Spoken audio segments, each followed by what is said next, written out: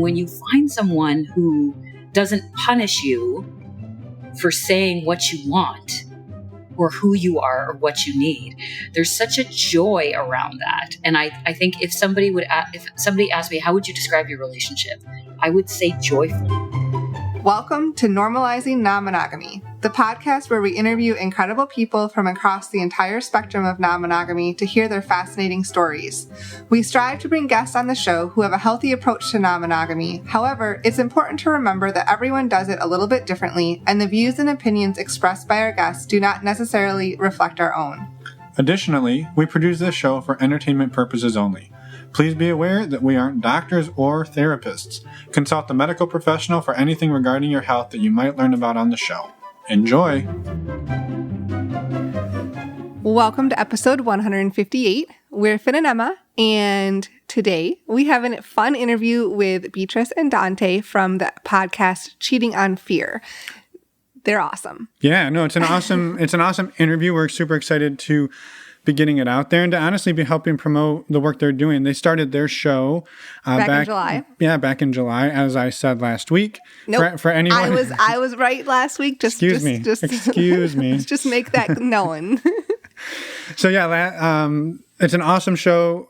We highly recommend checking it out, especially last week's episode, which Emma and I were on. Yes. So check that out. From December 2nd. December 2nd. So links are in the show notes for you to go and see the work that they're putting together. Again, it's awesome. And the interview on our show here is awesome as well. Their story is fantastic and their approach is just wonderful. We had a lot of amazing conversations. So you're going to want to stay tuned, but we do have a couple of quick announcements. The first is a couple of shout outs. We just wanted to spread the message in the community that there's... Spread some love. Right. Share the love. It's a Share the Love event. Share the Love event. We're probably going to get contacted by one of the car companies now. But what I was saying was that we wanted to... Wow.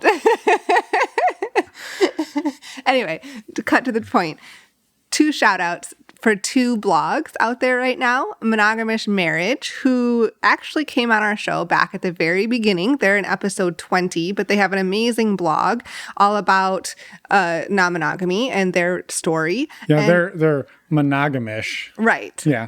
Bullshit. Anyway, they're good friends of ours, good friends of the show. We highly recommend going and reading about everything that they've got out there. Also, I wouldn't steer clear of their Twitter account. No, they both take very nice photos. They do. Check that out while you're at it. NSFW. Yes, definitely. The second one is a blog that actually is fairly recent, came out at the beginning or partway through the pandemic here, called Poly in Place.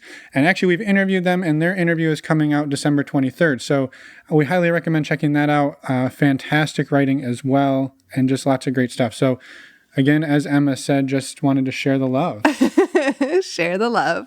And then a couple of community announcements. We have our next upcoming meet and greet this Saturday. That's December 12th. It's going to be from 10 p.m. till midnight Eastern time. We know that's late, but you can do it. It's a Saturday night. Come join us. So pep talk. Yeah. They are $10. They're open to anyone and everyone, and we would love to have you there. We're not going to talk much more about it because we had some of our previous attendees and amazing community members reach out and send us a little plug. So yes, we'll cut to that. Amazing. It's awesome. Let's go to that. And we'll be back in a minute. Hey, everyone. She's Allie. And he's just some dude. And we're here to tell you how cool Emma and Finn are. Actually, more like to officially endorse their meet and greets and other events they host. We've met and greeted so many wonderful people. It's been a bright spot during COVID. Thanks, Finn and Emma, for creating this amazing community. In summary, 5 stars. Highly recommend. So, if you're looking for fun, lighthearted, low pressure, COVID-friendly events with like-minded people, sign up. And we'll see you there. And we're back. We're back. Thank you. Fully endorsed. Yes, I know. 5 stars. By Allie and some dude. 5 Hey, that's our highest rating ever. It's pretty amazing. Thank you so much for sending that in. We really appreciate it. And for your incredibly kind words. And for making us sound bad in terms of our ability to do the handoffs. Their handoffs were butter. Oh, yeah, I know. They were smooth. Yeah, we got to work on our handoffs. We're not the best at those. Correct. So as a reminder, you can sign up for our meet and greet this coming Saturday, December 12th at our website, normalizingnonmonogamy.com, by clicking on the meet and greet tab. We'll see you there. We do have a couple Patreon events coming up as well. These are separate.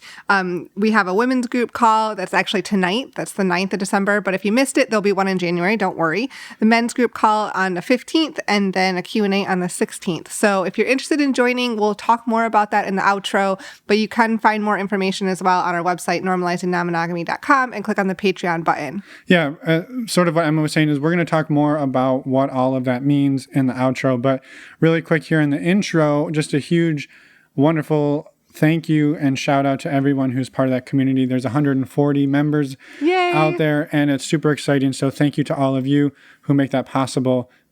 We appreciate it. And now, head over and let's talk to Cheating on Fear. Yes.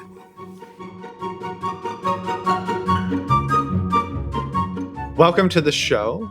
We're excited to have you both. We're having virgin mimosas because it's still a little early here on the East Coast, but You mean on the West Coast? on the West Coast, whatever. I haven't woken up fully yet either. So It's not that early. yeah. Anyway, Dante, Beatrice, thank you so much for being here. We're super excited, and we're excited about your show. We've listened to it a bit, and it's fantastic. So thanks, guys. Thank you. Thank you for being here. And do you mind introducing yourselves for anyone who's not on the Cheating on Fear train yet? Yeah, go ahead, Dante. All right. Well, I'm Dante, And I'm Beatrice. and as you said, we record the Cheating on Fear podcast. Yeah, it's we're really excited to be here because it was a delight to come across your show and your account. We kind of found each other on Instagram. Yeah. Right. Yeah. And it was nice to start to chat with you and see what you guys were doing. You guys are way ahead of us. And it was really interesting to listen to all the stories that you guys get to hear from the different people that you talk to. And it was really interesting to hear your story because there were so many similarities to our story. We were listening to it in separate cars, driving, and it was just like, yes. Like verbatim. Yeah. Like the exact, it was like, get out of my head. You've said literally word for word the same thing I have said. Yeah. So we, it is primarily, Cheating on Fear is primarily a sex and relationship podcast, but we do cover other topics, things that people are maybe feeling a little bit trepidatious about, like travel, training. We talk about, our last couple episodes ago, we talked about women's self-defense and those kinds of things. So just cultural stuff and cultural things that are going on in addition to sex and relationships, and sometimes how they kind of intersect. Yeah. Mm-hmm. So it's been really, really fun. We're really enjoying doing it, and meeting you guys is just one of the unexpected benefits of wading into this world. So we're really excited to be here today. Yes. It's really cool. We're super excited to have you, and it's a great community of podcasters and supportive community. So we hope And listeners, obviously. But yeah, thank you, listeners. Yes. Well, I mean, do you mind introducing who are Beatrice and Dante, and then maybe take us back to how? I mean, I know your story is basically our story. It sounds like, but. Yeah. But the listeners don't. In broad strokes, yes. But. Yeah. No, we have listened to a little bit, so we know it's not you're not going to repeat everything we did. I can guarantee that.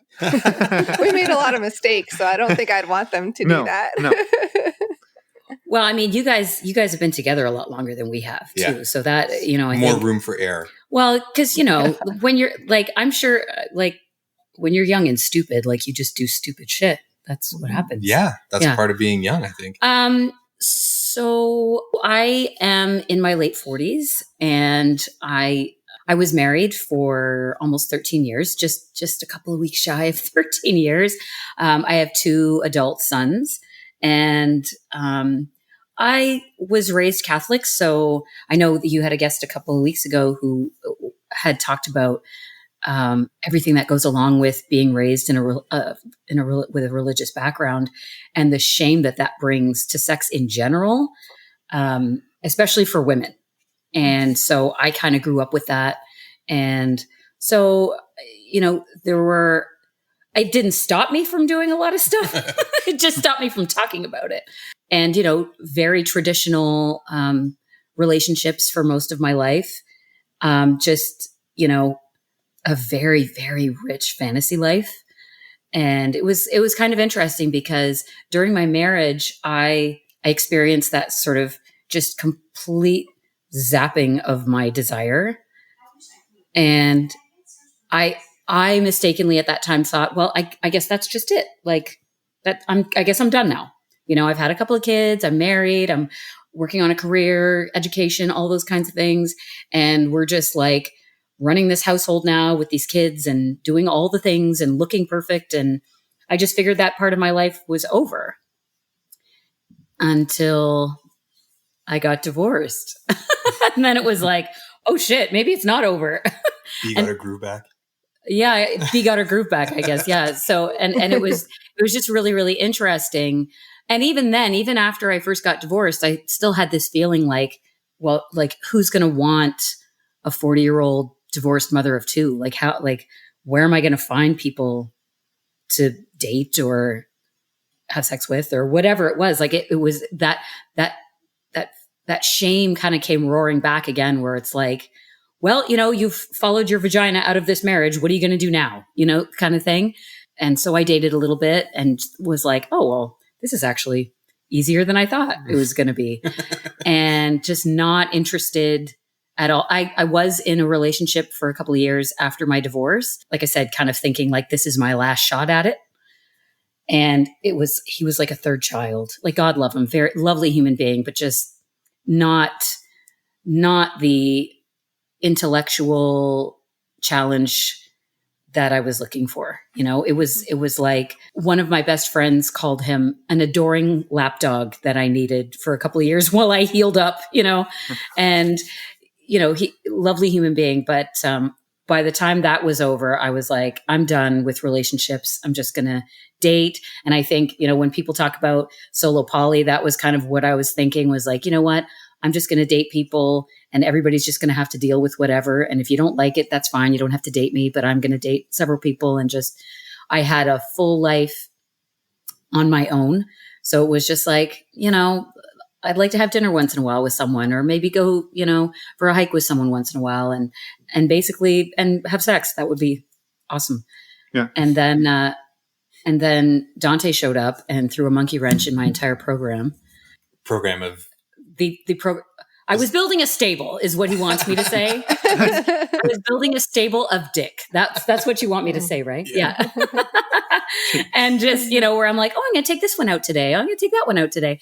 And he showed up and just, blew that all to hell. So, and that was about 3.5 years ago? Yeah, about 3.5 years ago. Yeah. Okay. So yeah, so that was my situation. And, so how about you? Nice segue. Real quick before you jump into Dante's side of the story, did you ever explore non-monogamy in your previous relationships or know anything about it? I didn't know anything about it. I knew about cheating. And I mean, I didn't know. It's such a great question that you asked, because I wish I'd known that there was another choice. And when I listened to you guys talk about your story, I was I don't usually get envious about things, but I was just kind of like, wow, like I love that they've been doing this their entire dating lives, basically. And I mean, I'm very happy to be where we are now. And I'm happy that, I was at a stage emotionally and mentally that I could really be thoughtful about it and do the research and really be honest with myself about how I felt. But I really didn't know that was an option. Actually, I was just thinking, and I've told you this story, right at the end of my marriage, my now ex-husband, I was leaving for work. It was a horrible time. It's a special kind of hell living with somebody that you're separated from. And you will attest to that, I'm sure, when you tell your story.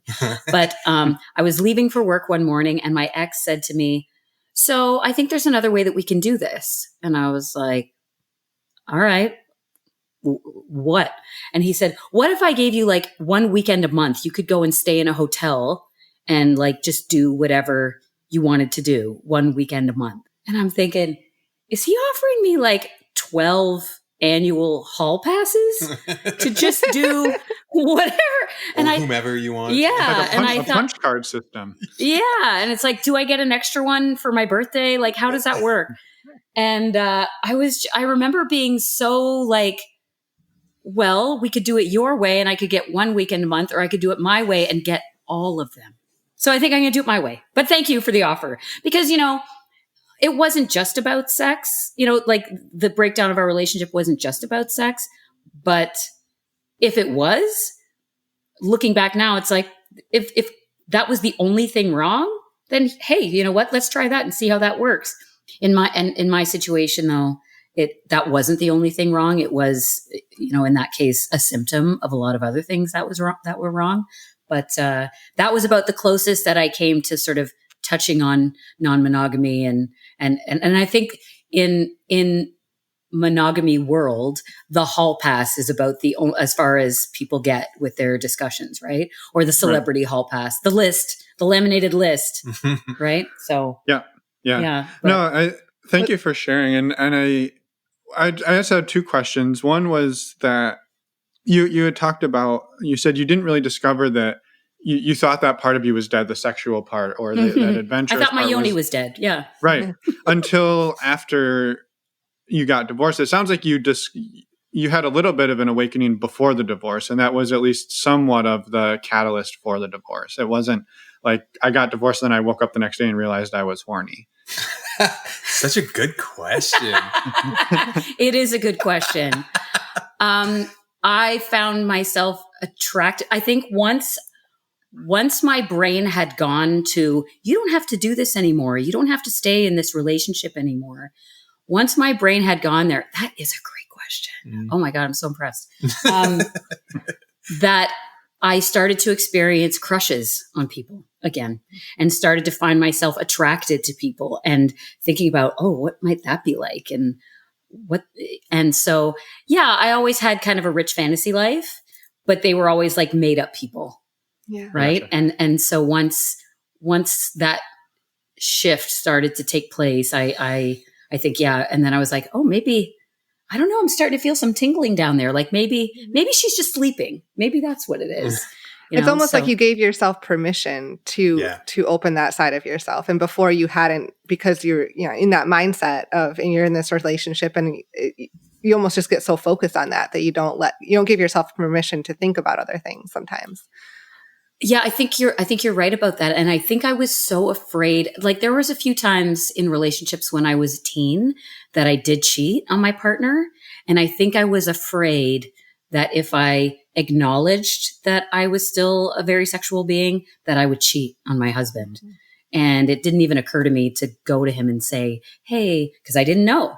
So I think I was just kind of, you know, the relationship tamped all of that down, and my fear of being a cheating wife tamped that down. And then You're right. Like after, when you start to give yourself permission to feel the way you feel and be who you are. And that was one of the huge things about meeting Dante, was immediately after I met him, I felt like this was someone that I could express myself fully in a sexual way, in an intellectual way, in an emotional way. And that was just something that I did not see coming at all. So yeah, a little foreshadowing for you. Mm-hmm. No. You had a second question. I'm sorry.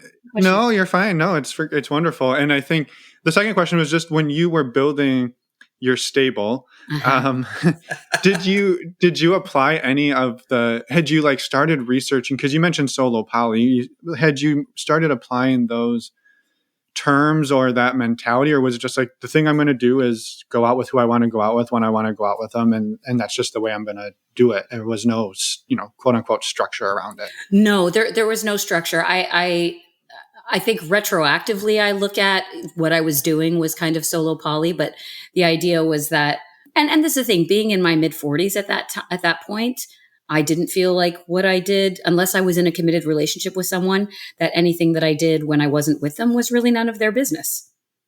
And the relationships were they were mostly physical relationships. I am a connection person, so I have to like you to take my clothes off and get naked with you and have sex with you. And no shade on anybody who enjoys anonymous sex, because I think there's lots of people that do that, and I understand the excitement of that. But for me, if I'm not interested in you, I'm not interested in your dick either. So they weren't like completely devoid of connection, but as far as them in a position where they could ask me, well, where were you last night? That was just not part of the deal. It's not, yeah. No, that was a question that you would never ask me. So yeah, I think just looking back on it now, that looks like, and I wish I'd had the language, Right. There is a language to all of this. And I wish I knew how to express myself a little bit better, but it honestly never came up. Like the men that I would date were a lot younger than me, and they kind of like, I think in a certain way, they knew what it was just by virtue of the age difference between us, because it's like, we're not going to get married. We're not going to have, we're not going to we're not going to do the dance. So we all know what this is. So know your place kind of thing, right? That sounds really harsh, doesn't it? A little bit. Yeah, that's okay. But that's the way it was. That's how I was. Yeah. What's that Rihanna song? Needed Me? Yeah. Yeah. And the opening lyric, I was good on my own. That's the way it was. Yeah. And I was like, that was my theme song. That was my walkout song for like ages. Right. And own it. Like that. That's Emma knows what I'm talking about. She knows what song I'm talking about. It's my little theme song. So. Yeah. And then Dante crashes into the stable and maybe we should hear your side of the story. Yeah. Okay. Well, I'm Dante. I'm in my early 40s. Actually, I'm in my late early 40s now. I like that. I like to drag it out as long as I can too. Yeah. I'm not solidly in my mid 40s for like another year, 2 years. Yeah. So, I was married. I was in a long relationship. My ex-wife and I were married for a little over 13 years, but we had been together when we separated 22 or 23 years. Yeah. So a long time. And I didn't, as it turns out, didn't really know who I was 23, plus years prior, right? Like you change, you grow. That's pretty normal. Yeah. Yeah. Right. And everything seemed to be okay up until, so I lived abroad for school and did research in Latin America. And so I was gone for a year leading up to my marriage, my first marriage. But we had... How many have you had? Well, just one so far. Oh, okay. Yeah. Hey, didn't you hear she's not doing the dance again, Don? She's not. So, pay attention. But it had been a couple of years since we had, because of circumstance, my ex and I, we had spent a lot of time together. So it was a year in another country, but it was like at the end of 2 or 3 years of really just sporadically being able to be in the same place. And I cheated on her like 2 or 3 weeks at the end of the year, basically a couple of weeks before going back home and getting married, and felt awful about it. Just, had like white knuckled it for a year, and then I'm about to like go home, and then I do this thing, and I'm like, I felt like a cheating piece of shit. You should tell that story. Like give them the details on how that went. Like you were out with, wasn't it like a going away party for you? So, you guys have traveled in South America. Mm-hmm. So I'm sure you came across expats when you were there. And where I was in Central America, there was a community of expats, and we'd get together every week. And like, as somebody, like my background is not Spanish. I speak Spanish fluently now from all the time I've spent in Latin America. But, at the time I was still learning, and it's hard to be like, when you guys were doing your immersion and stuff, like you're like brain tired, just trying to think until you can get to a point in your language where you can think in that language and you can joke and you can be your personality in your native language in that other language, it's really, really difficult. And so these times were really important to just be able to kick back with, you know, Canadians and Americans and Europeans and things like that, and just be able to talk about things culturally that were and familiar. speak English. Yeah, and you don't have to think about everything you say. Give your brain a break. Yeah, and there was a place in the city that I lived in that was like one of these gathering spots for expats to go, and it was a couple of weeks before I was leaving, and we were going out for a night, basically. And the city I lived in that country is reputed for being like the party place. So you could go to the strip on the beach and there's like 30 different nightclubs, and you could just, all the different types of music, whatever. And we're out there and everybody was feeling good and things were going great. And there was this kind of like mentality amongst these other guys. It's like, oh, you're getting married soon. Like, you know, one more pussy for the rest of your life. Like, you better get that shit sorted out now, you know, while you're away and everything's like, you know, no impact, just, and they kind of goaded me along. And I guess like for a while. And at that point I was kind of like, I don't know, maybe I was drunk enough or whatever. Just like, oh, okay, like fine. And so hooked up with this woman. And afterwards I'm walking back to my place and I'm just like, I felt horrible, like just terrible. I'd never done anything like that before to my ex. Like, it had never even crossed my mind to do anything like that. And then I had done it, and like there are these like tractor trailers speeding by, and I was like, I'm just going to take a step to the right, and just this whole feeling of guilt, all of this will just go away. And I didn't, but it was the one and only time in my life where I've ever been like, that's a solution to this problem that I could just like, and be done with it. Right. And so I'm feeling terrible for these couple of weeks before going home. And the advice I got from one of my friends there was like, do you love this woman, the woman I was about to marry? And I was like, yeah, I do. Like, really do. I've been with her for like 9 years at this point. You know, we have this shared history. We've grown up together, all this sort of stuff. And he's like, then don't tell her. I'm like, that's what? Like, he's like, don't tell her, because all you're going to do, and such wise words from this like early 20-something American kid. He's like, because all you're going to do is make you feel better and make her feel like shit, because she's going to know what happened and her whole perception of everything is going to change. If you want to continue on in that relationship, you need to just take that shit and stuff it down in the memory hole and never speak of it again. And I couldn't do that. And so when I got home, I told her like 2 weeks before the wedding that like, this is what had happened.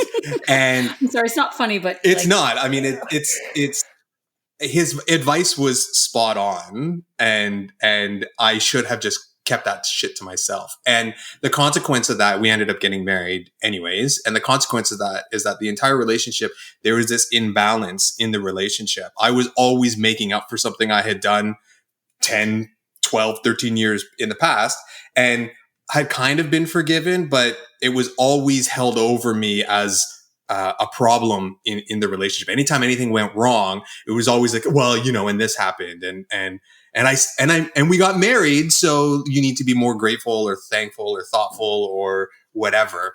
And it wasn't ideal. And then fast forward many years later in the relationship, my ex and I are on a holiday and we had a threesome.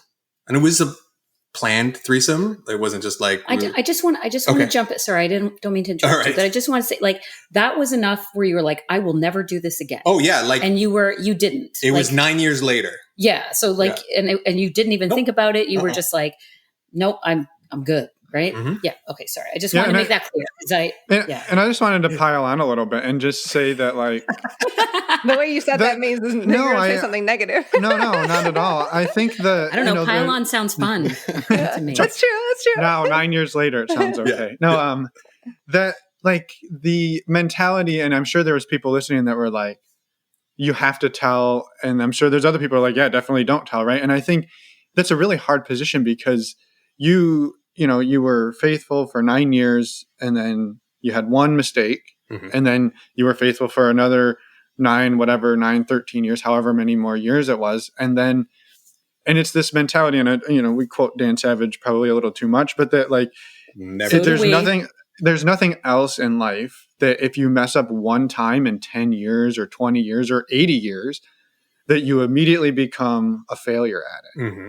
And I think right, that's just, for you to take that and, maybe the right solution was to like, I made a mistake. I'm not going to make that mistake again. I'm not like cheating on her every week and like ruining her life behind her back. So maybe it was right. The best choice would have just been to like keep it quiet and move on. And you have to deal with it yourself, but you're not burdening her with that information. No, if I had known what I know now, I would have not said anything and dealt with my own issues around that guilt by like going to a therapist or like something like that and get that process of like unburdening myself without then transferring that burden on my ex, right? That would have been because it completely, even though I'm the exact same person I was before that happened and that she had known for the entirety of our relationship, that act had irrevocably changed her opinion of who I was. And even to this day, she had never been able to reconcile that. Right. And so, yeah. All right. So 9 years later. Yeah. So 9 years later, it's threesome time. Yeah. So we had a threesome and it was very, very strange for me. I mean, the threesome was fine. It was, a little awkward as these things can be. And the thing that I remember the most afterwards was that my thing from like 9 years prior was that it was a mistake. And at that time, I know it didn't change how I felt about my ex. But now when this was like, there was no shame or guilt around having sex with somebody else, I was worried like, oh my God, like, am I going to fall in love with this other woman? And I'm not going to feel the same about my wife? Like, and it didn't. And I was like, oh, hang on a second. Like, this is not what I expected. Like, I thought that, and so it led me on this kind of journey of, because I'm a scientist, so I wanted to research what's going on. Like, first of all, after that, my sex drive, I didn't realize it had kind of tanked. And I know now what that was, like having a long-term relationship for men tends to tank testosterone levels. And one of the best ways to get your testosterone levels back up is to have a novel sort of like a relationship or encounter or something like that. And this had done that. And it got to the point where I was so revved up all the time that I went to my doctor and I was like, I think I might have like a brain tumor or something. Cause this is like this is what's happening to me. And he explained this to me and I was like, really? And he's like, yeah. Now what he couldn't tell me was, how do you deal with this now? Like if your partner is all like cool, but I think my ex was experiencing what B experienced, like being in this long-term relationship, her desire. I mean, Dr. Wednesday Martin did an amazing book, Untrue, where she talks about female desire and what happens in long-term relationships and stuff. And so I think it was this combination of that, like, her libido had tanked and my libido had tanked. And, we were in the process, like having kids and raising children, like small children. So there's all these other kind of distractions in your life that you can kind of, not really pay attention to it until something like this happens and you go, oh, wait a minute. So I read tons of books. That was when I actually found Dan Savage and I started listening to Savage Love. And on one of his episodes, he interviewed Christopher Ryan, who wrote in my opinion, this an amazing book called Sex at Dawn. And I read Sex at Dawn. My background is in anthropology. And so it as a social scientist, and as a primatologist, I could understand a lot of the research that he was touching on in that. And I was like, there was just light bulb moment after light bulb moment after light bulb moment. I was like, there's nothing wrong with me. This is what happened. There our societal kind of cultural construct here in North America doesn't jive with our biological evolution of hundreds of thousands of years. Like, just all of these things coming together and it started me on this whole path and finding all these different sex and relationship podcasts and doing all this stuff. So I had been like reading and researching for a while after that threesome had happened. And then I got to this point where I had opened these conversations up with my ex, not as plainly as I probably should have, but just kind of like, hey, this podcast is kind of cool. You should listen to this, or I'm reading this really interesting book and all this kind of stuff. And she had no interest in this at all. And you brought up Dan Savage, and we quote him a lot too. And he talks about doing what you need to do to stay sane and to stay married. And that's basically what I did. And so for a period of a couple of years after that threesome, I had a variety of like different indiscretions, and I always kept it in a way to protect my family and my home life, you know, making sure that there would be no way that this would kind of enter into that sphere. So everything from making sure I was in like a different geographical location to always making sure that it was safe play, so that I was never putting anybody else's health at risk or anything like that. And it came out again that this had happened, and this time she was a lot less forgiving and understanding about what had happened. And that led to some like workshops and counseling and things like that. And it all kind of came to a head where non-monogamy became like, all right, well, like, you don't want to do these things. You don't want to have sex with me, but I am still alive and still wanting to do this. So let's just have an open marriage. And it wasn't the right way to approach it. It was like a Band-Aid on a bullet wound. Like it wasn't set up for success, right? Because there was all this baggage that was being brought along. And so it was very easy for feelings to get hurt. And it sounds like she wasn't necessarily, I don't want to speak for her, but she wasn't necessarily bought into it 100%. Oh, either. She bought into it. Well, once it happened, because, you know, like as Dr. Martin says, like, you know, her desire had tanked, and then she started to have these experiences, and it turns out that like I remember having this realization and being like, it's not that she doesn't want to have sex, it's that she doesn't want to fuck me anymore. Like that's the issue. Because if it was somebody else, she was, you know, as a woman on dating sites, it's very easy to find what you want, and she found it. And I just wanted to break in because, and I don't want to speak for her either, but I have had conversations with her, and like subsequently, and I know a lot about how all of that went down, and it was almost like, I mean, you acknowledge that it wasn't kind of healthy going into it. Mm-hmm. And what ended up happening was she found a way to use this open marriage as a way to clobber you over the head with how things, there was a different, you've talked about rules. A lot of people talk about rules. She would arbitrarily make and break and recreate and change rules based on her comfort level and how she wanted him to behave. Right? So she'd make rules for him, and then there were rules between the two of them, and she would break those and go, well, you cheated, so that's what we're doing. And it was just another layer of dysfunction on top of all the other shit that had gone down. So it was very like, I think I'm not sure where I came into this. I know that's where you're going next, but I have it right here. And I hate to keep interrupting you, but sometimes, you know, I'm detail oriented. Yeah. So I think that was kind of and he kind of felt like, well, like I'm still getting to do this thing. So I'm just going to, okay, like whatever you want, because I think you were still feeling kind of shitty about how things had gone down. And you were just like, well, and you were I think you were genuinely happy for her that she was having good experiences and enjoying herself.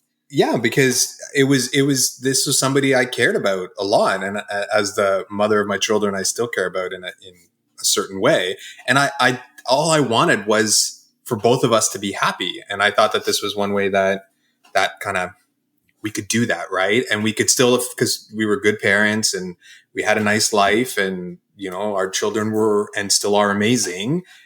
But there was just this like portion of it. And it was like, why blow up everything when we can just do this portion of our life a little differently than other people. So one of those rules, thank you for bringing them up, was that I was only allowed to play, I'm using air quotes, when I wasn't, because I traveled a lot for work. So the whole thing was that I wasn't allowed to play in like the city that we lived in, but when I was traveling for business, then I could set things up. I too am not somebody who prefers to do like random hookups. which makes it hard when I'm only in a city for a little while. Like that's really one of the only options that's available. And so I was about to leave on a trip, and I was setting up a dating profile on like a mainstream, swipe. I think you're allowed to say. All right. So I was on Bumble. You can say anything you want. Yeah. Are they going to sue us? I don't know. And so I was setting up a profile on Bumble because I was going to be going away, and I meant to like hide it or pause it or whatever. So I set it up, and then I was supposed to pause it and then like go to sleep and get on the plane and fly to the West Coast the next day. And I didn't. I forgot to. I don't know, on purpose or by accident. I can't say. And in the like literally the few hours between me sending it up and then waking up early in the morning to go to the airport to do this cross-country flight, I had matched with B.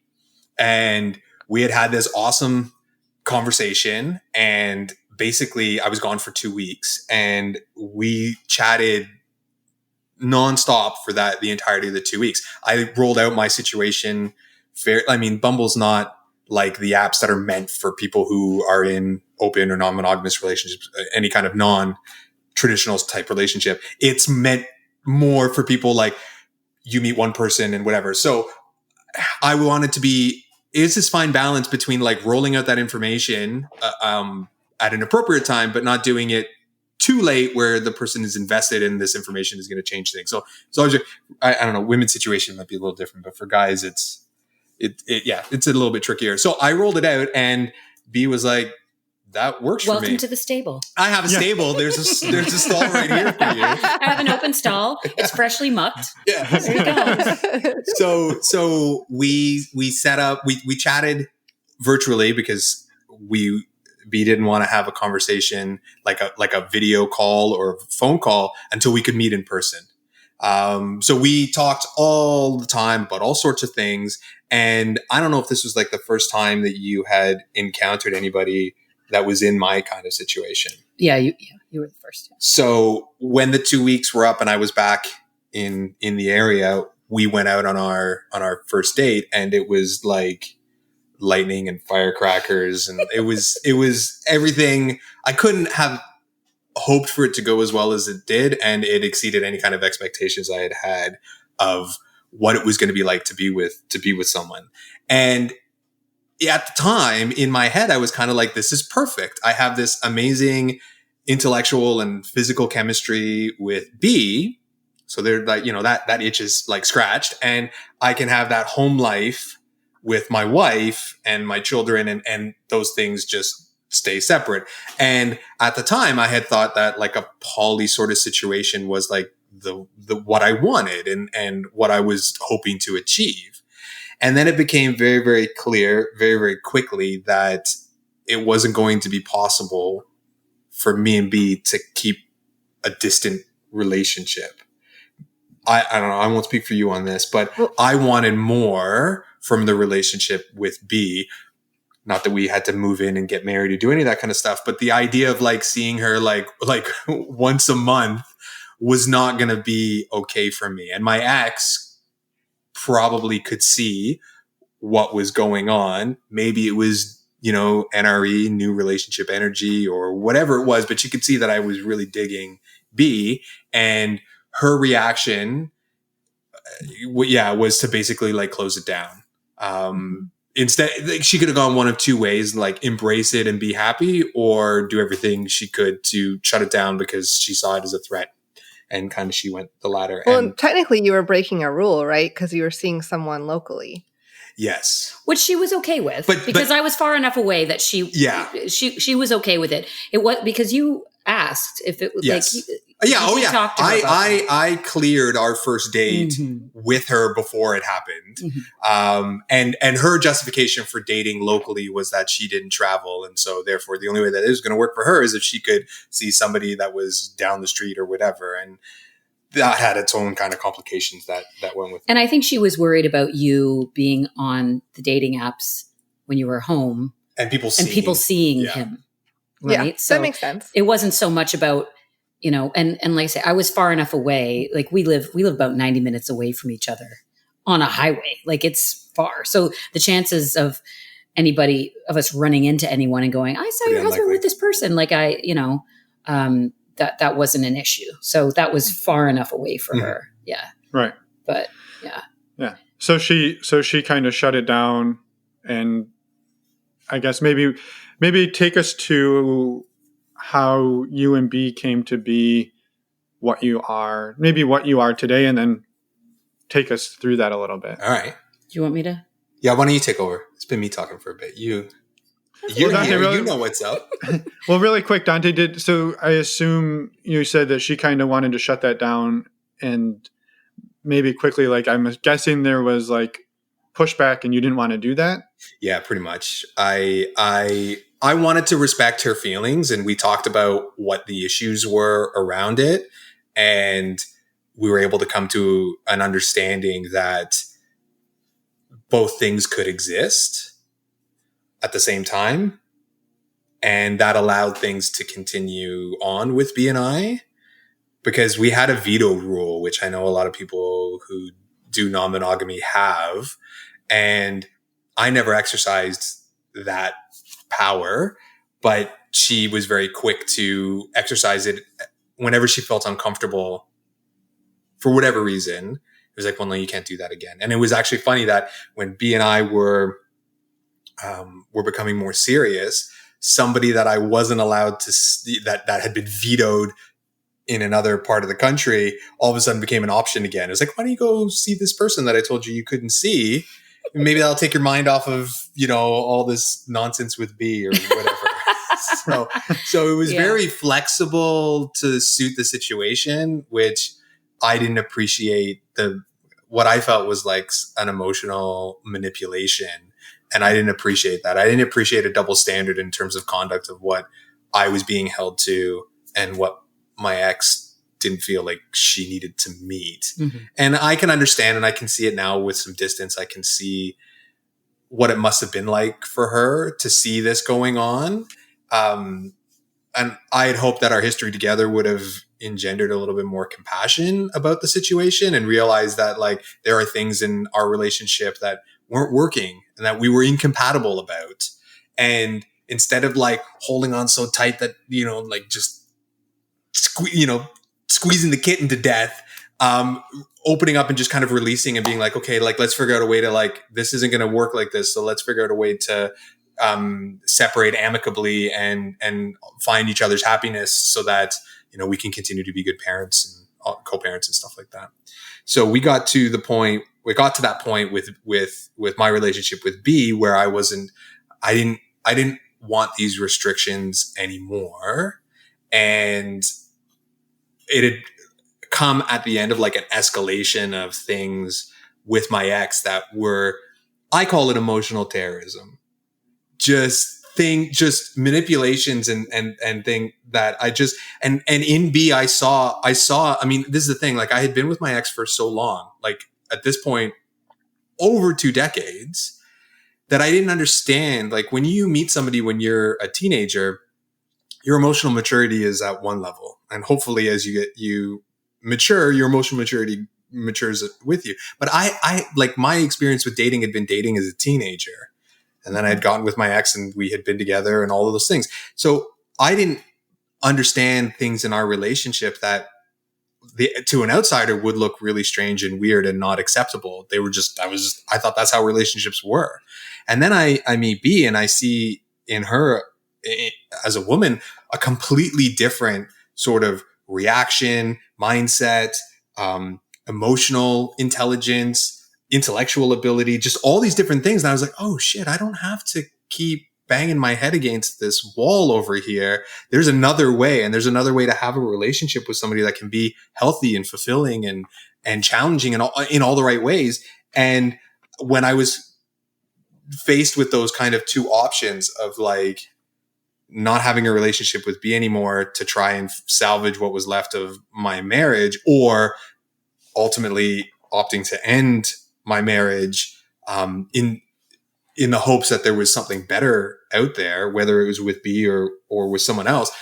I knew that in my relationship with B, I just knew that there was another way. And whether it was with B forever or for however long, it didn't really matter to me. Just that the knowing something else was out there was the important part, and that I wasn't going to keep doing that other thing anymore because it wasn't healthy and it wasn't productive and it wasn't good for me or my ex or your kids or my kids. And that was the other thing too, is I didn't want my kids to look at the relationship with their parents as the way a healthy relationship is supposed to be. I didn't want them to grow up thinking like that is the way, that anger and that hurt feelings and all that, like that was normal, which it isn't, right? I wanted to be a good model of a relationship for them. And I wanted, because I have both boys and girls, sorry, one girl and two boys. And I wanted them both because the roles and relationships differ depending on, if you're a boy or girl or whatever. But I just wanted them to know that like it wasn't okay to accept emotional sort of terrorism. I wanted them to also prioritize their happiness as well and not to be hurtful to the other party, but to be able to find a way to do that. And the relationship with B was kind of all of those things wrapped up for me. And I want to make it clear that I did communicate with your wife at the time, and I reassured her at the time, as things were starting to escalate, that I was not a threat to her, that I was not out to take him from her, that I wanted to try and find a middle ground where everybody felt comfortable. And I encouraged you to we stopped seeing each other for a period of time so that he could, take that stressor off the relationship. Yeah. And just say, okay, let's put a pin in that and try and figure things out. And ultimately it just got to a point where it just wasn't going to work between them. And I felt that was an important thing to do. I never wanted to feel like I mean, there's that homewrecker name, right? That label. And I never wanted his children to feel that way. I never wanted his family to feel that way, and I wanted to, a lot of times there's so many hurt feelings that nobody wants to communicate. And even at that time, I felt that it was important to communicate with her and tell her, this is not what I'm here to do. You guys need to work your stuff out. And when it became very clear that wasn't going to happen, then it was time for Dante and I to have a conversation about, well, okay, if I'm going to shut the stable down and we're going to talk about a relationship with us, what does that look like? And because he had come from an open marriage and I was kind of coming from what I retroactively call a solo poly situation, what does a committed relationship between us look like now? Because it wasn't an option. It wasn't something we'd ever discussed when we were getting together, because I was in a marriage and she had a stable. And so but now all of a sudden things could change. And did we want it to change? And what did that look like if we wanted to do that? So Dante informed me that he was going to be going away for work on a project for about 6 weeks. And it was pretty much my whole summer. And we had talked about what are we going to do about this? I think, since we're fairly new, let's try, which we talk about now as playing a part where, I didn't want him to go without sex for 6 weeks. He didn't want me to go without sex for 6 weeks. And so we agreed that, we talked about it and talked about it and talked about it and talked about some rules. And I think even for somebody like me who is very, very new to this, I think our rules were pretty minimal. It was essentially safer sex at all times. Yeah, safety first. And, there were a couple of acts and variety, a couple of things that we had agreed we were only going to do with each other. Things that we were keeping just between us. Right. Yeah. And at this point, Dante, your marriage had ended. Now you're moving into more of a different type of relationship with the two of you. Yeah. So I was separated from my ex, but because of financial considerations, we were still living in the same house and lived there for 2 more years after that separation. Yeah, which wasn't fun. It was okay at the beginning and it got bad quickly. And then it was just kind of. But you guys did it for the kids. And that was it. And you were giving her an opportunity to, get some things set up for herself financially. And I wanted to give her a chance. That all came from a good place. That was just to make sure everybody was okay. That was I thought it was going to be easier for my kids to stay in one spot and for my ex and I to kind of come in and out of the household rather than have them shuttling, because they were still quite small, back and forth between 2 households. And like B said, to give my ex time to get herself set up and figure herself out in and whatever heal. and to heal over all of this. Unfortunately, sharing a space made that, I think that retarded it a little bit. It didn't make it possible. I think in hindsight, making that not 2 years, something much shorter than 2 years would have been better, but you can't change that. That's the way it is. Well, it's interesting. Oh, go ahead. I'm sorry. No. So we were going away for. Let him talk. All right. Yeah. Okay. Go No, for it. you're right. No, so it's interesting though that like your relationship started in basically a non-monogamous fashion, right? You were both ethically seeing other people and doing that, but when this trip to South America comes along, you're still having to renegotiate because it was still something different for you, which is, I think it's very interesting that like people would be like, oh, well, you have your stable and you've had a system, and that system was in, both of your prior systems weren't in place while you were together, but you now still have to renegotiate. Because now this is a different dynamic. Yeah. Yeah. Well, that's it. Because now we had, at the time when there was these things happening, we weren't in, I mean, we had always had a connection, but we hadn't tested that connection. Yeah. And it was, I mean, I had fallen in love with B very hard and very quickly. And that was something that was totally different than any of the other kind of encounters that had same thing. You want to like them and all of that, right? That's the way I preferred to do it, but it didn't, like, I didn't need to love everybody that I was. And that was actually a big realization for me, separating sex and love, because up until that threesome, I had only had sex with somebody that I was in love with. I had never had casual sort of sex like that. And then when I realized that it was possible to do that, it was kind of, it was a little, well, especially because the one, right? The one time you had when you had cheated, like before you got married, that messed you up so and gave you so much shame and guilt. Like exactly, you made it even harder to separate those two. Yeah, and then when it comes to this time where B and I are going to be apart, having that experience prior that we had both had, it was kind of like, okay, we know we can. On the one hand, we know we can do this. No, because we both, while we were in our other containers where I had my stable and he was still in an open marriage, we both had sex with other people while we were doing that. And not just your wife. Like there were, so we knew that already. Wait, you had sex with my wife? Stop. I was going to say that would be the twist that we didn't have here. That was a suggestion that came up in one of their therapy sessions, by the way. And I was like, that's a hard no. My counselor was like, let me just hang on a second. Spitballing. Let's just throw an idea out there. Why don't you have a threesome with both of them? And I was like, that's a bad idea. And bring back the girl from the original cheating too. Throw her back in and see maybe. Yeah, let's do exposure therapy. Oh it's my exposure God. therapy. Yeah, there you for go. Your wife. Yeah. Oh my God. Just complete desensitization. And so, but again, it's so interesting. And I know a lot of stories are basically, I feel like it would be extremely difficult. And this is why I understand, kind of where your ex is coming from, to take a relationship that has been monogamous for a long time and try to crack that open. That must be incredibly hard and scary. So for us, it was different because it was like, well, we haven't been together that long. I mean, and yeah, we've sort of been in this, type of relationship, but I really wasn't paying much attention to what he was doing on his own, or he wasn't paying a lot of attention to what I was doing on my own. But now we're in this different, and I know like you hate this word, but this other container. And all of a sudden your brain is like, well, how long is it going to be? How long is it going to be till you find somebody to play with? How long is it? Who am I going to play with? Like, what am I going to do? And it all of a sudden it changes it. That mind shift changes really, really quickly. But I think we were both anxious to try it out as soon as possible, just to see and I think we were both kind of interested.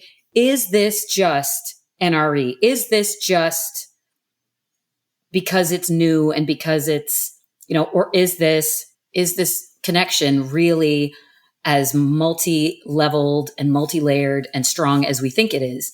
And so we got to test that very, very early in our relationship. And just the way it worked out, he had a date on one night, and then I had a date the very next night. And I was so stupid. I had originally wanted a DADT set up. Don't ask, don't tell. I didn't want to know. I didn't want to know anything. We would talk about it later. And it was, and this was for that 6 weeks. For that 6 weeks.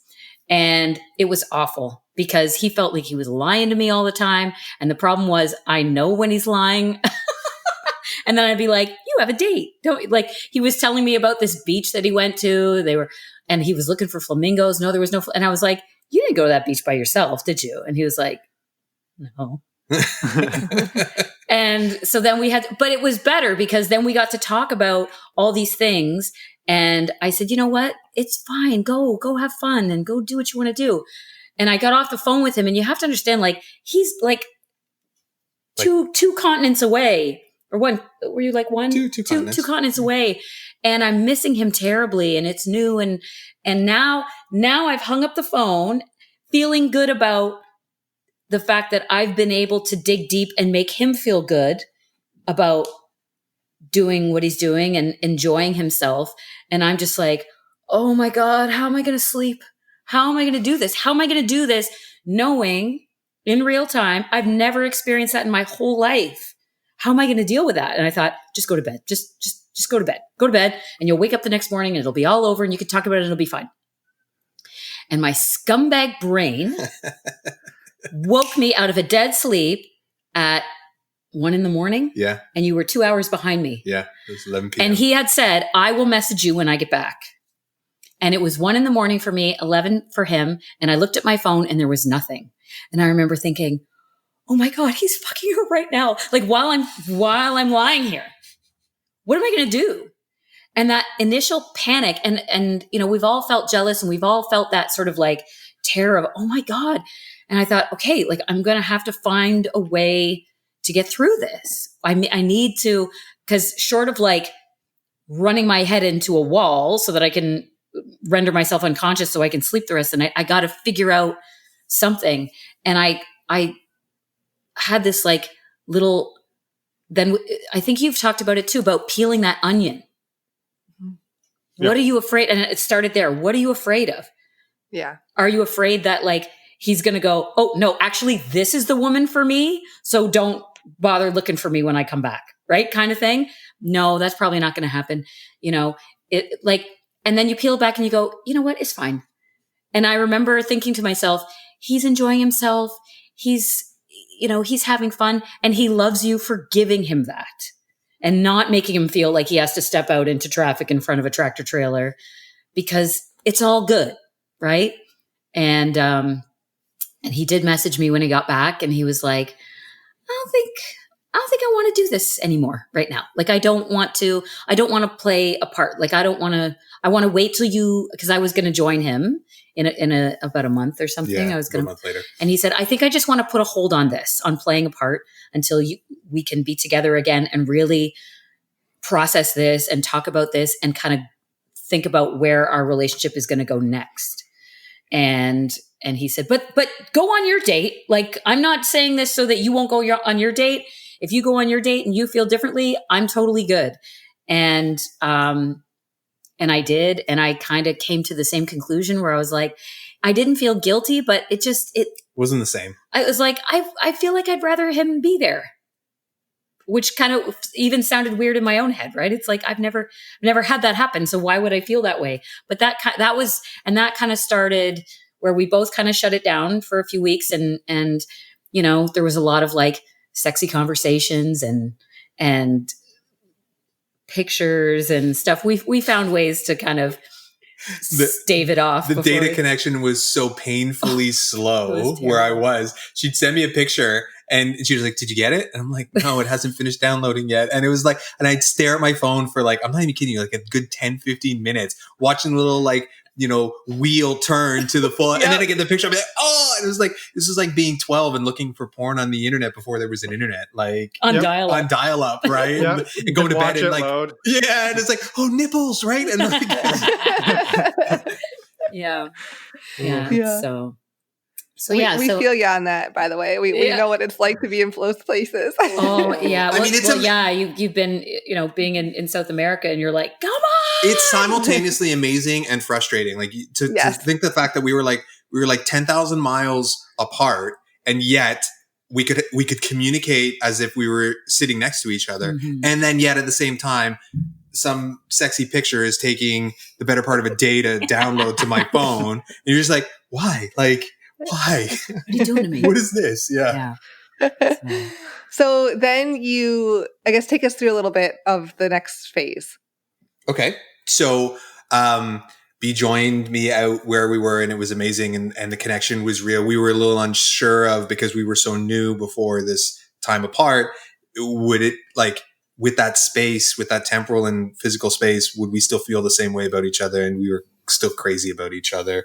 And we had this amazing trip, and we came home, and now we were in a situation where I was separated and we could explore this relationship together and fully. And so we kind of put a pause on, because we kind of independently decided that we weren't interested in playing a part, but we wanted to try and develop our relationship with just two of us before we started, if we were going to do anything else in the realm of like kind of non-monogamy.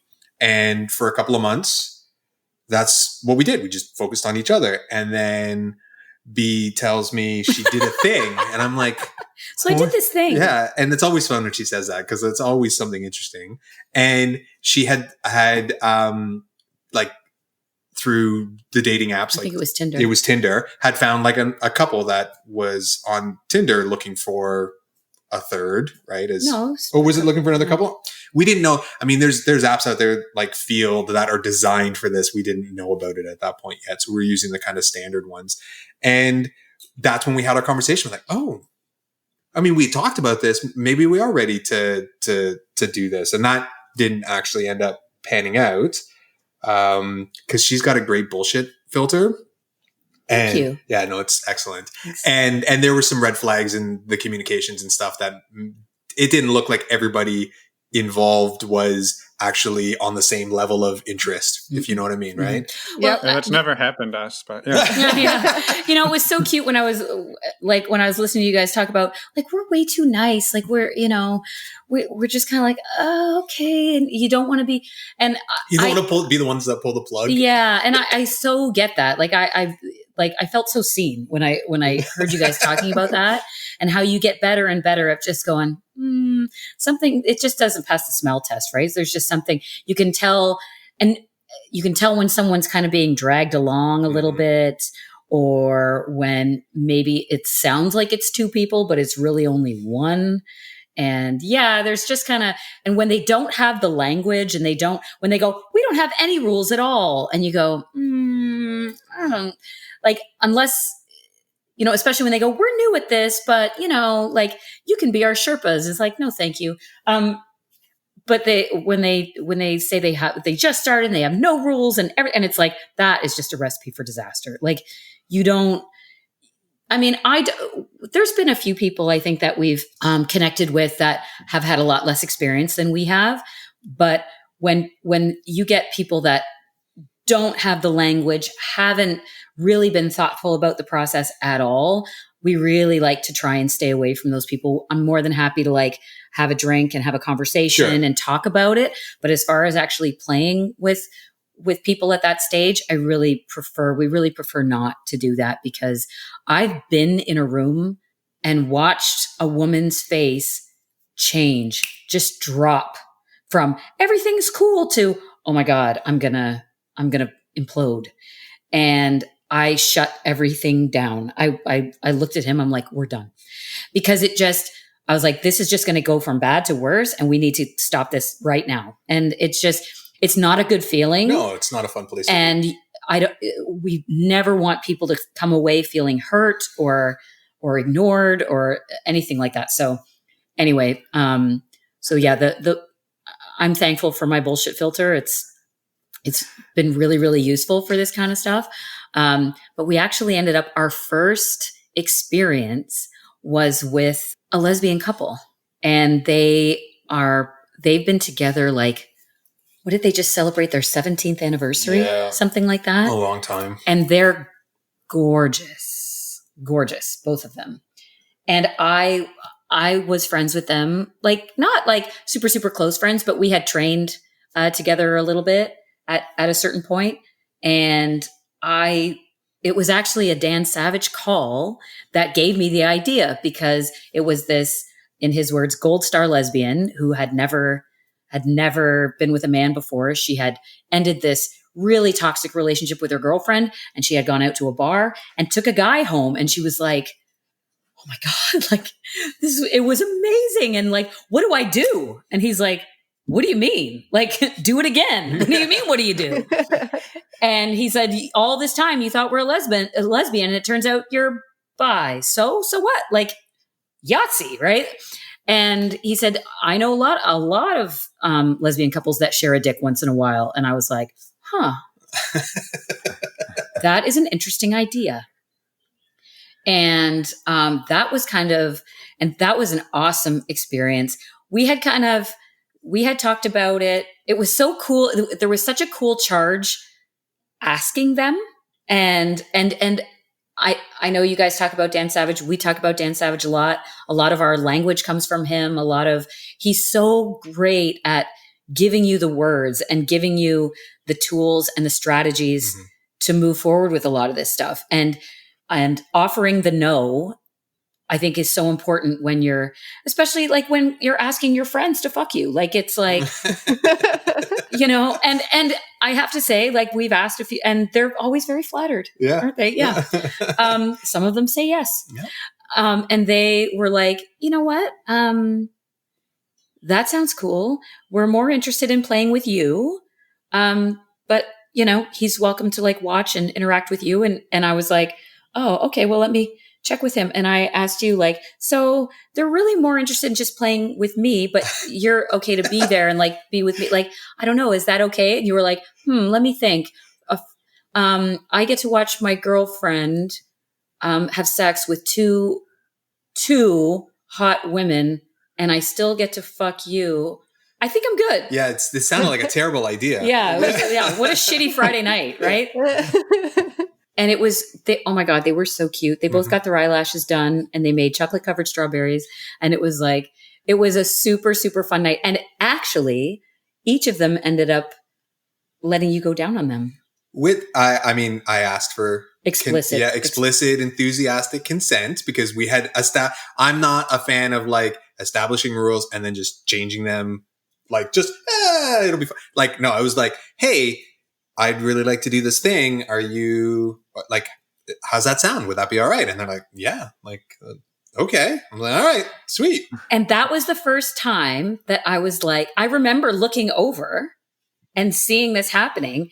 And like, my head was close to her head. And I'm like, are you okay? Like, is that? And she goes, oh yeah, I'm good. And that was my first, when we talk about compersion, in theory, you think, I couldn't even imagine watching my beloved go down on another woman or man. It's still okay with that, by the way. I'm just saying. All right, noted. And in theory, in my head, it was like, I can't even imagine that. I can't even imagine that. And then it's happening, and you go, hey, you didn't think they were going to let you do that. Like, look at how. And he went to come towards me, and I'm like, what are you doing? Like, you can have this anytime. This is a limited time. Go back over there. Go, enjoy. And it was we were high for like 2 weeks after that? It was a bit, yeah. It was such a positive experience. And there were no negative emotions at all. It sounds kind of cheesy, but it was all love, right? And I actually I went and had a coffee with them a couple of weeks later, just to kind of debrief. And I was just like, how are you feeling about everything? And like, it was so amazing for us. And they were like, by the way, his oral skills, really nice. And he was so, yeah. And he was they should know. He was so happy that it's like, well, they're experts, right? Well, I just wanted to make sure that everybody, I wasn't looking for the compliment. Happy to receive the compliment, but I just wanted to make sure that everybody was okay, right? Like, because again, there was a change of rules on the fly, and even with the consent, I didn't want people to feel badly afterwards that or feel regret that they had done something that in the moment they thought was cool, but then after the fact, and and they're friends of bees, right? And wanted to make sure that hadn't impacted anything, because that's not what wasn't our intention. If it was going to make the friendship weird, then we wouldn't want to do that, right? No.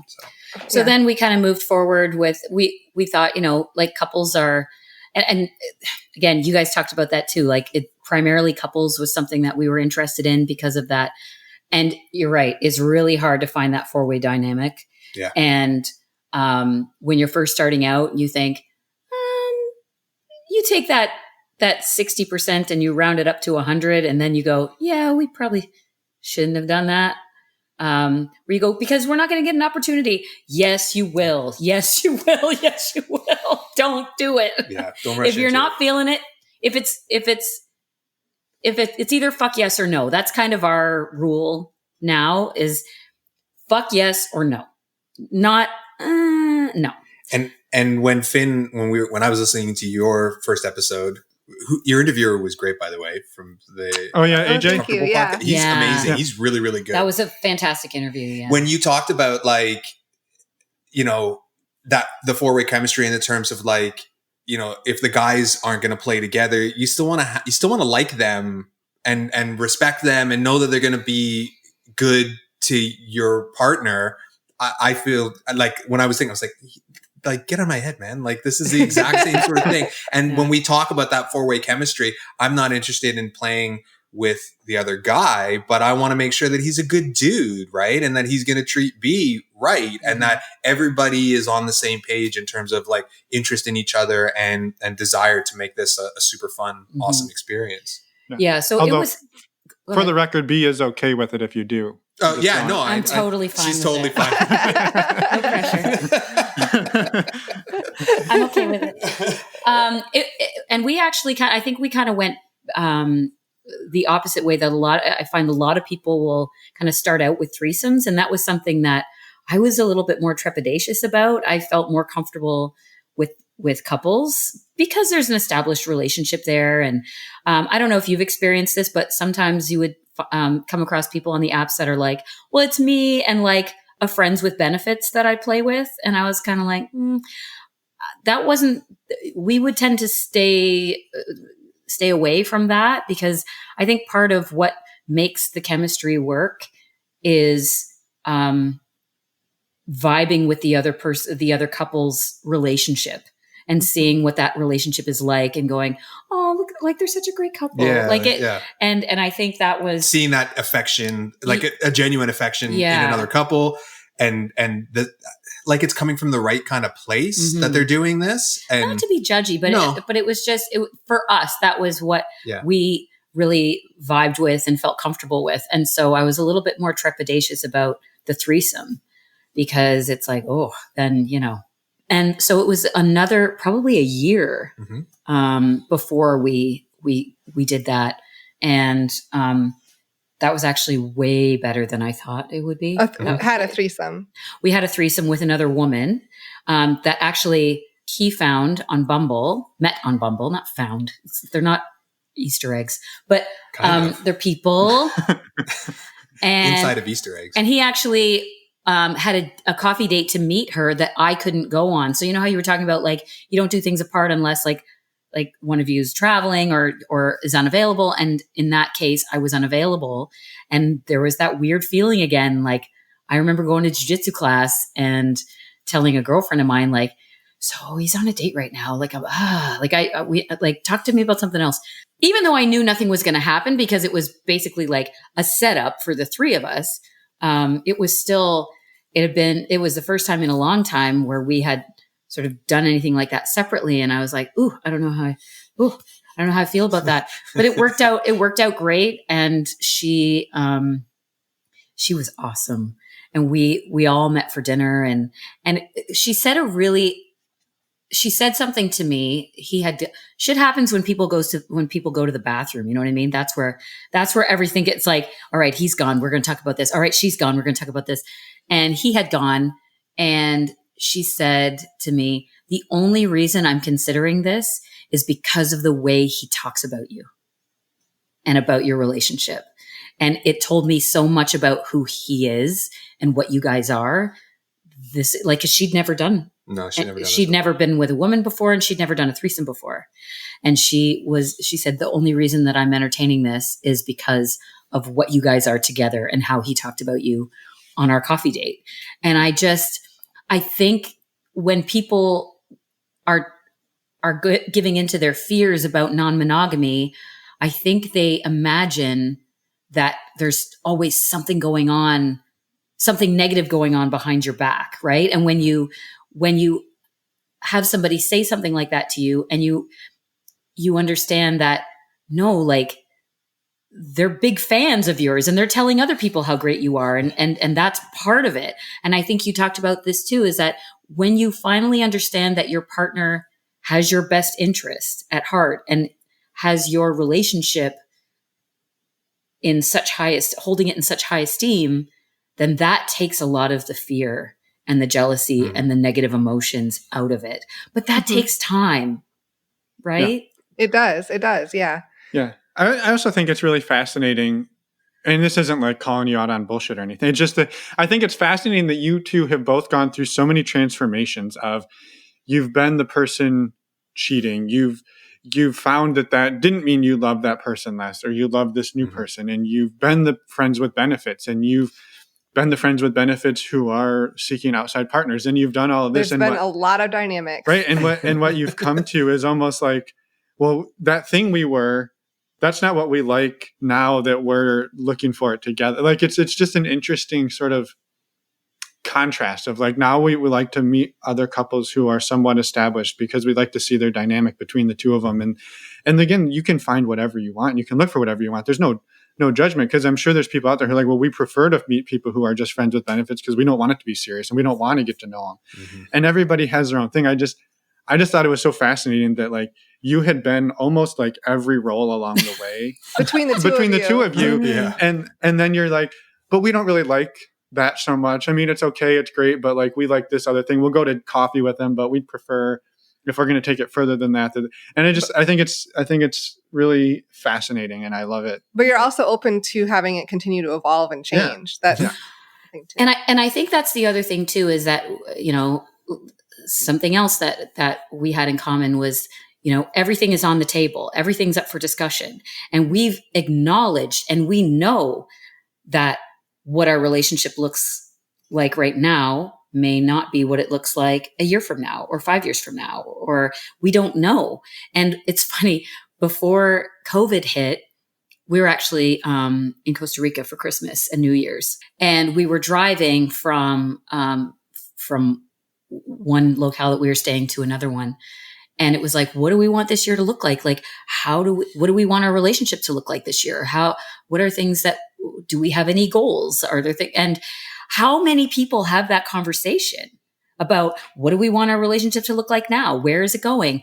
And we had talked about, you know, we would really like for this to be a tribe building year, you know, where we find people that, because we're not like, finding people is difficult. So let's put the work in to find people that we can have connections with. When you guys were talking about, and we have barbecues and we do all this stuff, because you want people that you can, you know, I don't want to be constantly looking for people. We're all busy. We all have all kinds of facets to our lives where it's like, it would just be nice to have, like a tribe of people that you trusted, that you liked, that you had connections with, that you appreciated as people, whether you're having sex with them or not.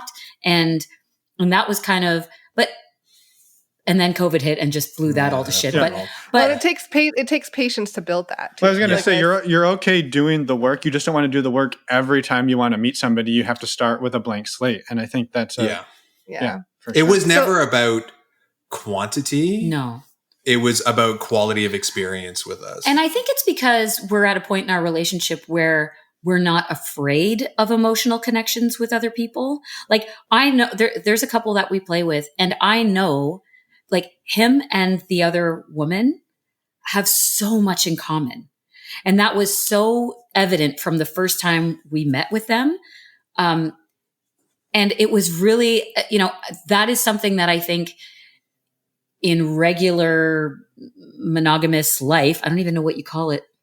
I don't know. Straight vanilla line? I don't know. that would feel threatening, when some woman or has so much in common with your partner and they're talking all night or vice versa. And you think, I'm going to have to do something about that. Or somebody will even walk up and go, you might want to do something about that because there's something happening there. And there's just all of that is removed. And you are like, how cool is that you guys have so much in common? We didn't know that when we matched with them, what that relationship would be like. And it's it's a really hard feeling to describe unless and until you experience it yourself, of that. Yeah. These are people that we can vibe with, that we can, like you said, put in the work to have more of a longer term relationship that builds over time. And you don't have to talk all the time. Like, we didn't talk for a couple of months while we were all on lockdown and all that kind of stuff. And then when things started to loosen up, we were talking again, and it's great. But yeah, putting in the work is important because it's worth it. It's worth it when you can find people that you have that connection with and that trust with and that chemistry with. Yeah. So, and I guess I was just going to say, I guess that kind of brings to, can you guys describe where you're at today and kind of what you see moving forward? So where we're at today, we are still in an open-ish relationship. Monogamish relationship. We still play with other people. COVID has changed venues and abilities to do this kind of stuff. So we're working on our tribe as opposed to expanding the tribe, right? The stable. Yeah. The tribe versus the stable. That's right. Tribe sounds so much nicer. And moving forward, our relationship continues to evolve. Communication is such an important part of having a relationship of this type. I mean, I think communication in any relationship is super important. And I think people who are not in a non-monogamous relationship could still benefit from the communication skills that you have to develop if you want to do non-monogamy successfully. There was our government here when they talked about opening things up over the summer in COVID. They talked about bubbles, and they talked about create a bubble of people that you can trust, and to expand your social circle. And then there was all this talk about like, what is somebody going to say if like we ask them to be in our bubble and they say no? And we're like, these are all communication skills. Like, we have, you have awkward conversations with people. It's always a policy of ours that when if we've gotten to a point where we're going to have sex with another couple, we talk about STI testing and history and status and all that kind of stuff. Not to be judgy or shamey, just to make sure everybody's making informed consent on whatever, and boundaries and all that kind of stuff. So there's this communication skill that's already there. And we were laughing, like, negotiating bubbles is kind of like negotiating sex in terms of when was the last time you were tested? And are there any statuses we need to be aware of? Are you seeing anyone else? Yeah. Are you in anyone else's bubble? How often do you go to the grocery store? Yes, that's right. Meeting people it's harder now. And I think because of the low level anxiety that we're all feeling with all of this, it's sort of the desire to expand at this point is kind of like blunted. We're practicing gratitude for who we have in our life right now. And we're kind of sitting with that right now because it's really hard to, I mean, everybody, it's weird because all over different areas, everything is different because there's different hotspots and there's different places where rules are different as far as gathering and all that kind of stuff. So we're just kind of sitting back and just seeing how that goes. It's actually been interesting. I think we were both like a little bit concerned about what it would be like when we were just having sex with each other all the time. Yeah, because that was the thing. Like neither of us felt that there was anything missing in our sexual relationship that we were fulfilling by being with other people. I mean, bisexuality. I mean, I can only, as a man, there's only so much that I can meet there. Oh, okay. Right. Yeah. Right. Yeah. She knows what I'm talking. But beyond that, there was nothing else that we were searching for, but it was always a possibility. And then kind of when March and April hit and there was no possibility of anything other than the two of us, was that going to change how we felt about each other and the type of sexual relationship they were having? And I mean, I don't know about other people, but COVID didn't really tamp down any desire or anything like that with us. It was actually unexpected time together with the whole rest of the world kind of shut out. It was more time together than we were expecting than less, right? And so it was an interesting time for us. Well, and I think, yeah, Emma, you said something too in your interview, and I was the same thing where I was like, get out of my head. That I've literally said the same thing, that it's not always necessarily about doing the things. It's more about the psychology of you can do those things. Mm-hmm.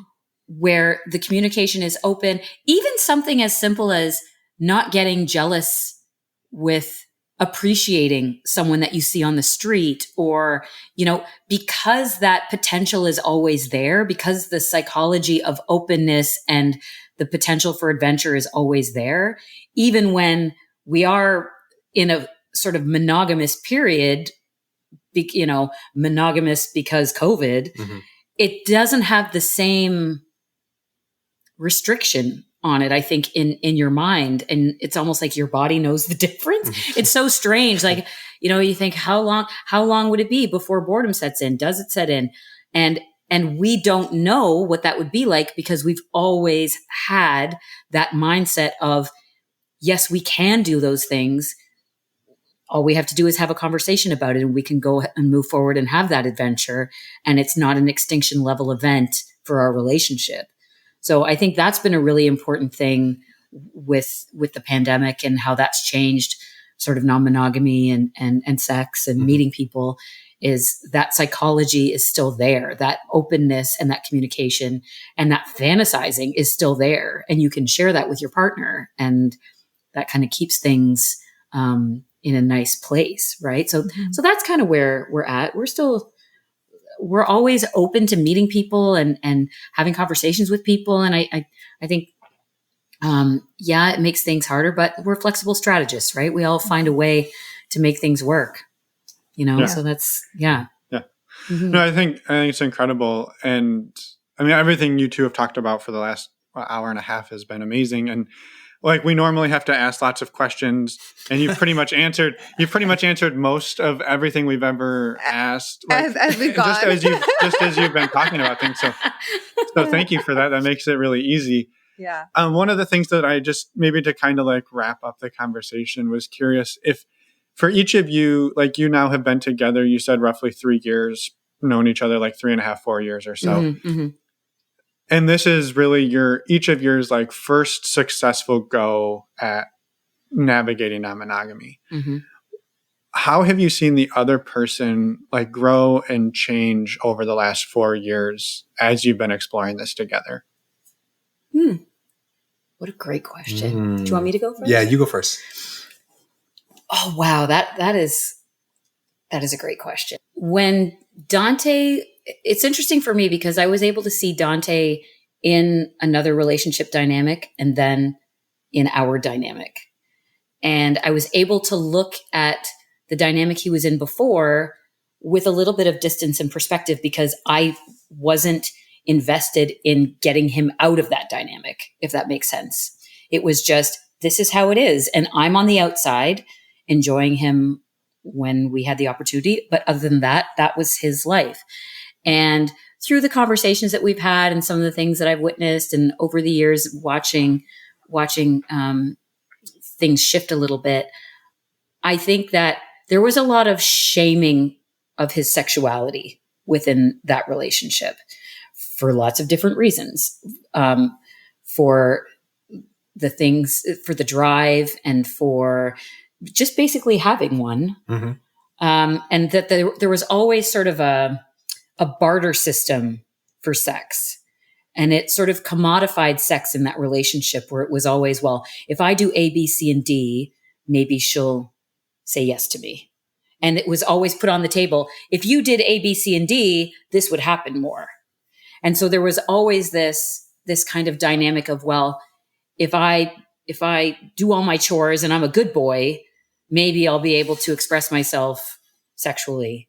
And I always found that like, that's felt a lot like the shame for my sexuality growing up, where it was like, if you're a good girl and you don't like, you'll be able to have the husband and the family and you'll be able to be happy. And you know what I mean? Like, and so I think I identified a lot with that shame. And so I've watched him within this relationship and what we've been able to do. He seems like, for him to be able to be honest about what he wants and what his desires are and to fully express his sexuality has really, it's manifested itself in so many different parts of his personality, you know, like even with like you training and stuff like that, you know, he put a home gym in his garage because that was something that was important to him. And it was almost like it's, you know, making choices about, well, I want to be, you know, the best version of me for my partner and any other partners we decide to add.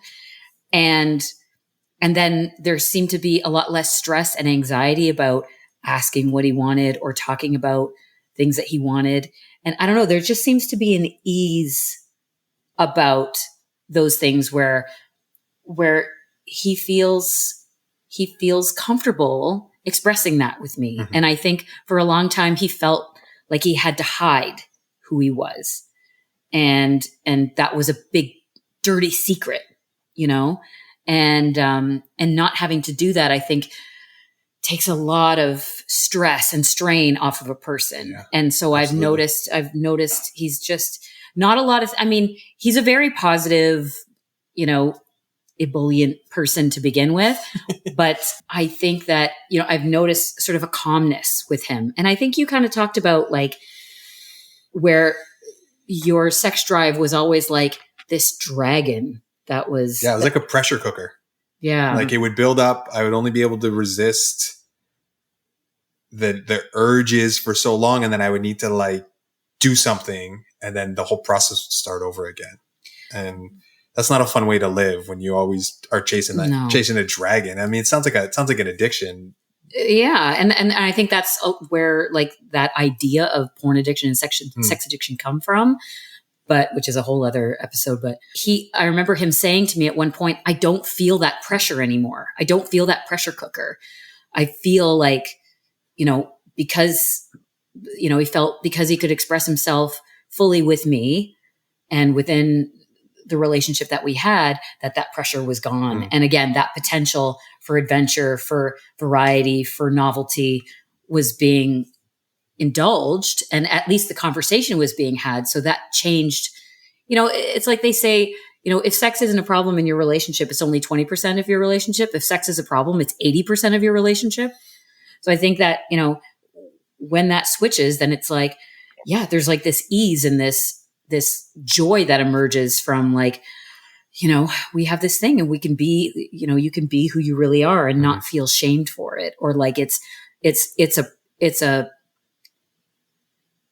perk, not a bug. That's right. Right? It's a feature. Yeah. It's a feature, not a bug. That's right. A feature, not a bug. That's right. That's what I meant. Perk, that's for like when we used to travel and stuff. We used to have perks. We don't have perks anymore. So yeah, that's what I would say that I've noticed with Dante. Do you have anything to add to that? No, you got it for sure. But all the talking, nobody asks any questions because we answer all the questions. with B, I think the biggest thing that I've noticed through all of this is that, and you talked about it a little bit earlier, B, about like the shame of what it's like when you feel like you have to turn off a part of you to be acceptable for, you know, whatever the current social norm is, right? So if you were very sexually active and had lots of partners and whatever, and then get married. It's like, oh, I got to lock that shit down and, you know, stop being such a slut and just put it all away. That's definitely, I don't subscribe to that. I think that you should express who you are, do it safely, make sure that everybody's safe and do it consensually. But I don't think that that's a huge problem the way it was, or the way that people put it on themselves to be like. And one of the things that I found with Beatrice was that through all of this, I felt like she could express who she was fully and not be judged by me. And then also, as we discovered through the course of this, her sexuality has evolved to the point that she's comfortable, mostly, with saying that she's bisexual. And that came out. I remember when we were having a conversation on the dating apps with somebody, and she like said that for the first time. And I was like, oh, you said it. Look at you. You're like, are you bisexual? I didn't realize you had decided. And yeah, that you had decided that, yeah, that's where you are. And I mean, you can all take the Kinsey test and see where you fall on that scale. But for Beatrice to be able to be like fully honest and open with who she is and what she desires, and know that I, as her partner, fully support her and have her back on everything, again, takes away that like, okay, like I have to lead different lives. Like with this person, I present this way, and then I need to lock these parts of me up because that's not part of like that relationship. And it's exhausting to try to figure out who you are with different people, and to just be able to be completely open and honest about who you are and what you desire and where you want to be and what you want your relationship to look like. Again, like creates that ease that B was talking about, where you just aren't dealing with that pressure or that stress anymore about how do I make sure I present the right version of me for this particular situation. And, like, I don't want to say that we never have issues and we never have rough days, because there's some rough days. There are times where things get misunderstood and maybe your communication isn't, on point that day. So yeah, not everything is like, it's not sunshine. All sunshine. No, it's not sunshine and rainbows. And you know that. And anybody who's done this for any amount of time knows that too. But I would say there is such a joy in this relationship. Because, I always remember there being, anxieties and wondering and suspicions, and with all the other relationships I've ever been in, because you don't ask, because you don't have the words, or you don't have the guts, or you don't have whatever it is. And with this kind of relationship, that's not an option. You find the courage to move forward and to ask the questions that you need to ask, and to get the answers that you need, and to express the things that you need to express. And when you find someone who doesn't punish you for saying what you want or who you are or what you need, there's such a joy around that. And I think if somebody asked me, how would you describe your relationship? I would say joyful. Yeah. Like there's just, you're just a delight. I'm going to bring you everywhere. Bring me everywhere. Okay. And yeah, I think, and I'm sure Emma, you can agree with me, like, as a woman, it's so hard to navigate that sexuality, shame, duality, and that, we're supposed to be sexual, but we can't have had too many partners because that's a problem. And oh yeah, like, I mean, I don't know. I mean, again, that's another. You and I should have our own episode, and we'll talk about how women can't win ever. But to find a partner, and you've found that too. And it's so cool that you guys found yourselves so young and found each other so young. You didn't even realize what you'd found. But to find Dante at this point in my life and be able to have that is just such a gift, I think. And so I think that, and yeah, you can be like, oh, I wish we'd met younger, but it would have changed a lot of things. So you wouldn't be who you are today if that had happened. That's exactly it. Like you are the sum of your experiences. And we were at, like, if I'd met her 15 years ago, I wouldn't be I wouldn't be the same person, and No. and she wouldn't have been the same person. No. So we just are grateful for the time that we've had together, and for what the rest of our life together looks like. Well, I'm going to live forever. You will live forever. I think so. I'm the one that's got to catch up. Yes. Well, I mean, I think that's a wonderful place to yeah. end. I mean, it's been an incredible conversation, and we thank you both. And we could probably talk for many more hours, but for the sake of time. Thank you for sharing everything, for the wonderful wisdom and experiences that you've shared with us. We really appreciate it. And I'm sure we will have you back on at some point to talk more about how things progress, because it doesn't sound like it's going to stop anytime soon. It's like there's going to be more. Yeah. See how many roles we can play. Thank you for having us. It's been so great to awesome. Speak with you and tell our story. And it's so great that you're doing this podcast, because I think it helps a lot of people to hear a variety of different stories, and people are going to resonate with so many different stories and different parts of different stories. And I think it's really important what you guys are doing, because it really does help people, I think, to go, oh yeah, me too. So thank you for doing what you're doing. I think that's awesome. And we're going to have you guys on. Yes. Well, thank you for the very sweet words. We appreciate it. Thank you so much. It's so nice to, this is why we did it, right? To help people and spread stories. And thank you so much for the kind words, for listening, and for sharing your own. So we really appreciate it. And maybe with that, we'll let you get along with your afternoon. It's a little later there, as I messed up earlier in the interview. It is later there than it is here. So we'll let you go and enjoy, and we will keep in touch. Absolutely. Yeah. Thanks so much, guys. Bye. Thanks, guys. Bye. And we're back. We hope you enjoyed that fantastic conversation with Beatrice and Dante. We had a wonderful time, and actually we spent one Saturday talking to them for like 6 hours. So if you want to hear the other half of that, head over to their show and listen to last week's episode from December 2nd, and you'll hear them interviewing us. Yes, and they also have a lot of other fantastic episodes. They've started their podcast back in July, so go back and listen to some of those as well. Yes. And thank you so much for coming on the show. We're so excited to promote and share the love. Yeah. So, as we mentioned in the intro, we're just going to quickly explain really quick what this Patreon thing is about, in case you are looking for a community. Maybe the world is shutting down around you. You don't have any friends that you can hang out with, or maybe you just don't have any people like us to talk with. So the Patreon community is a really great place to find that.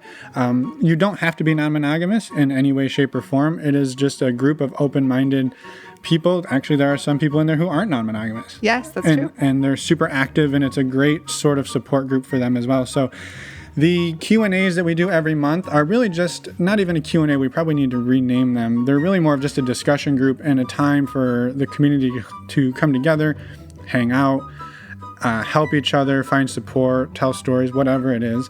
And so that next one is coming up on the 16th, which will be next Wednesday. Yep. We do one at 9 p.m. Eastern, and again, another one at 9 p.m. Pacific. You can join either one or both of them. And to learn about where to do this, just again, head over to our website or the show notes. There's links there as well at normalizingnonmonogamy.com. Click on the Patreon tab, and you will be on your way to being part of one of the greatest online communities in the world, as far as I'm concerned. Yes. And I'm humble.